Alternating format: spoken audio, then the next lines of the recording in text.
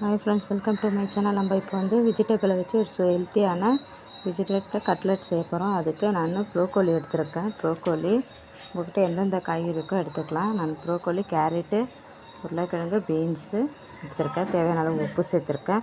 இது வந்து நம்ம சுடு தண்ணியில் ஒரு 5 நிமிஷம் நல்லா வேக வச்சு எடுத்துக்கலாம். அது கூட மஞ்சத்தூள் சேர்த்துக்கலாம். இப்போ இது ஒரு 2 விசில் வச்சு எடுத்துக்கலாம். பாருங்கள், 2 விசில் எடுத்துருக்கேன். இதை வந்து நம்ம கையிலே நல்லா மசித்து எடுத்துக்கலாம்.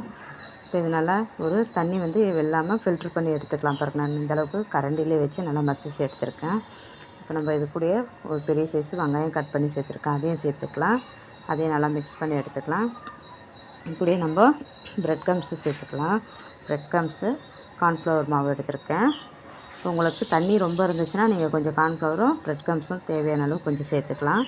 இதுக்கு அளவு தேவையில்லை, உங்களுக்கு கெட்டியாக இருந்தால் போதும்.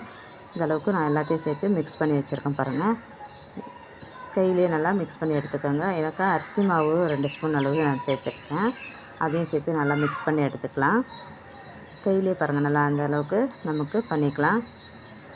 இப்போ வந்து மஞ்சத்தூள், கரம் மசாலா, தேவையான அளவு உப்பு சேர்த்துருக்கேன். இப்போ இதையும் நல்லா சேர்த்து மிக்ஸ் பண்ணி எடுத்துக்கலாம். நான் வந்து சீஸ் வந்து துருவி வச்சுருக்கேன். அதையும் நான் மிக்ஸ் பண்ணியிருக்கேன். சீஸ் உங்கள்கிட்ட இருந்தால் நீங்கள் சேர்த்துக்கோங்க. இப்போ அதையும் சேர்த்து நல்லா மிக்ஸ் பண்ணி எடுத்துக்கலாம்.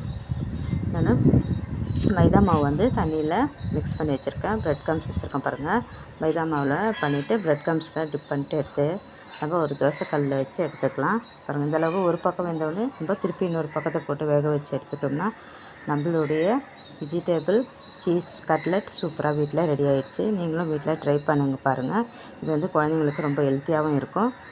வீடியோ பிடிச்சிருச்சுன்னா லைக் பண்ணுங்கள், ஷேர் பண்ணுங்கள். தேங்க்யூ.